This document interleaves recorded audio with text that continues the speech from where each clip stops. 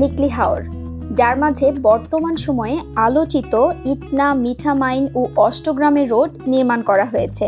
গ্রীষ্মের মৌসুমে যেখানে সবুজ ফসল কিংবা বালুচর, কখনো বা যেটা আবার দিগন্ত বিস্তৃত খোলা মাঠ, সেই নিকলি হাওর বর্ষাকালে কানায় কানায় পূর্ণ হয়ে ওঠা জলরাশি নিয়ে ধরা দেয় এক অন্যরকম সৌন্দর্যের।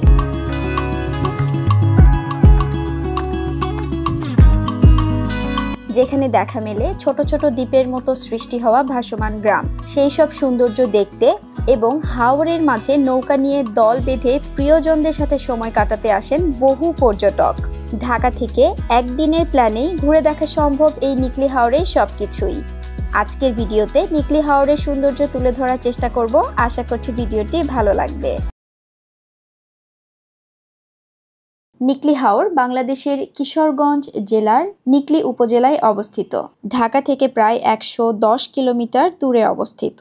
ঢাকা থেকে কয়েকটি রুট দিয়ে যাওয়া যায় এই জেলায়। আমরা গিয়েছিলাম গাজীপুর রাজেন্দ্রপুরের রুট ধরে কাপাসিয়া হয়ে। কিশোরগঞ্জ থেকে নিকলির দূরত্ব 27 কিলোমিটার। লোকাল সিএনজিতে ভাড়া জনপ্রতি 70 টাকা, আর রিজার্ভ নিলে খরচ পড়বে 350 থেকে 400 টাকা। যেতে সময় লাগবে আনুমানিক 1 ঘন্টার মতো। আমরা এখন আছি বালিখলা করিমগঞ্জ ঘাটে। এখানে আসার কারণ হচ্ছে আমাদের একজন ফ্যামিলি ফ্রেন্ডের মাধ্যমে গাড়িটা এখানে নিরাপদে পার্কিং এর ব্যবস্থা করা হয়েছে। এই ঘাট থেকে আমরা স্পিড বোটে করে যাব মিঠামইন। এখান থেকে প্রতি ভাড়া নিবে স্পিড বোটের 250 টাকা করে, আর আমাদের সময় লেগেছে 15 মিনিটের মতো।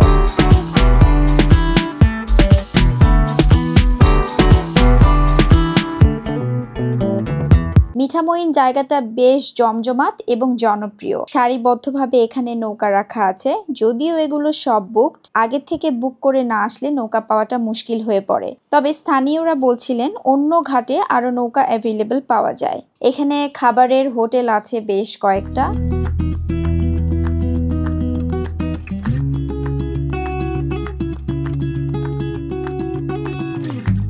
এখানে সাবেক প্রেসিডেন্ট জনাব আব্দুল হামিদ সাহেবের বাসা।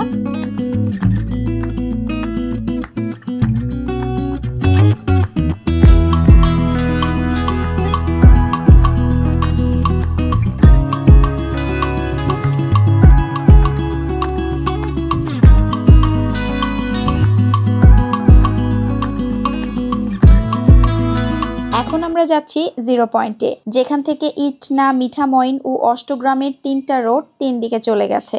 মিঠামইনের জমজমাট পরিবেশ ছেড়ে একটু সামনের দিকে এগুলেই ভালো লাগা শুরু করবে, কারণ বিস্তৃত জলরাশির মাঝখান দিয়ে রাস্তা আর কি সুন্দর ঝকঝকে নীলাকাশ, যে কারোরই মনে ভালো লাগা কাজ করবে।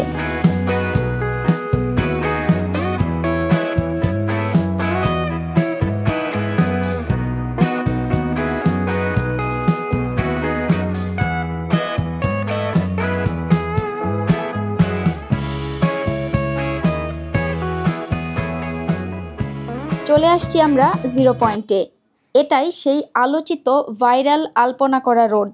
এই রোডটা 0 পয়েন্ট থেকে অষ্টগ্রাম চলে গেছে। এখান থেকে অষ্টগ্রাম পর্যন্ত পুরো 14 কিলোমিটার রাস্তা আলপনা করা হয়েছে, যেটা ওয়ার্ল্ড রেকর্ড হয়। তবে যাই বলেন, মানুষ এই নিকলি হাওর ঘুরতে আসে মূলত এই রাস্তাটা দেখার জন্য। আর রাস্তাটা কিন্তু আসলেই অন্যরকম সুন্দর, একটা অ্যাস্থেটিক ভাব আছে। আমাদের ভালোই লেগেছে। তবে আশেপাশে বসার কোনো ব্যবস্থা ছিল না। যদি বসার কোনো ব্যবস্থা থাকতো এবং মাথার উপর ছায়ার মতো কিছু থাকতো, তাহলে বিষয়টা আরো একটু আরামদায়ক মনে হতো। দেখতেই পাচ্ছেন ফাটায় রোদ উঠছে, সো বাচ্চা কাচ্চা নিয়ে আর অষ্টগ্রাম যেতে মন চাচ্ছিল না এই রোদের মধ্যে। এখন আমরা নৌকা সফরে যাব। অনেক কষ্টে একটা নৌকা পাইছি। 1000 টাকা নিছে, ভাসমান গ্রাম ঘুরাবে, একটা ব্রিজ আছে সেখানে নিবে, আর কিছুক্ষণ হাওরে বাতাস খাবো। তো চলুন নৌকা সফর স্টার্ট করি।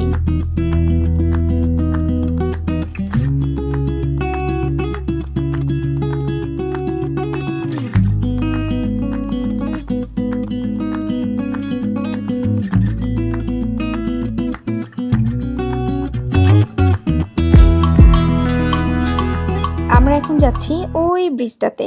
এই ব্রিজটাই অনলি দাঁড়িয়ে আছে। দুপাশের রাস্তাটা কিন্তু পানির নিচে। আবার যখন খরা মৌসুম হবে তখন আবার রাস্তার দেখা মিলবে।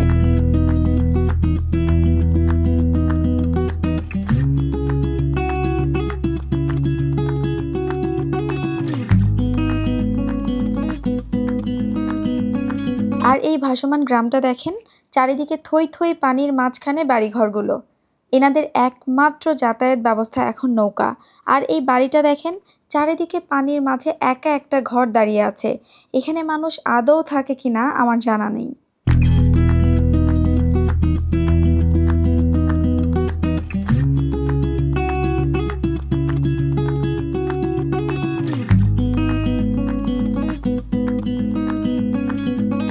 এখানে আবার হাটও বসে।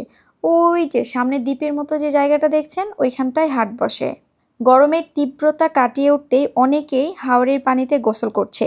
নৌকার মাঝি মামা কিন্তু আমাদের একটা রিস্কি জায়গা বলে দিয়েছিল যে ওই পাশটায় না যেতে, কারণ ওই পাশটায় গেলেই মানুষ মারা যায়।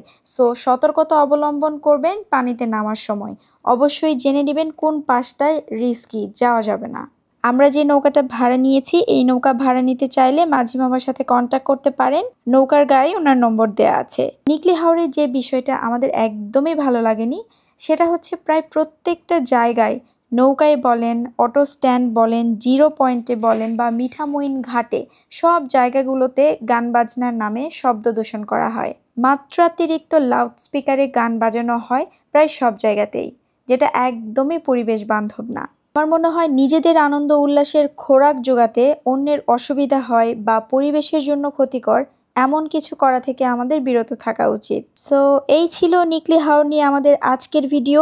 ভালো লাগলে লাইক দিন, আর এখনও সাবস্ক্রাইব না করলে প্লিজ চ্যানেলটাকে সাবস্ক্রাইব করবেন। বেঁচে থাকলে আর অবশ্যই সুস্থ থাকলে নতুন ভিডিও নিয়ে আসবো ইনশাল্লাহ। টিল দেন টেক কেয়ার, আল্লাহ হাফেজ, বাই বাই।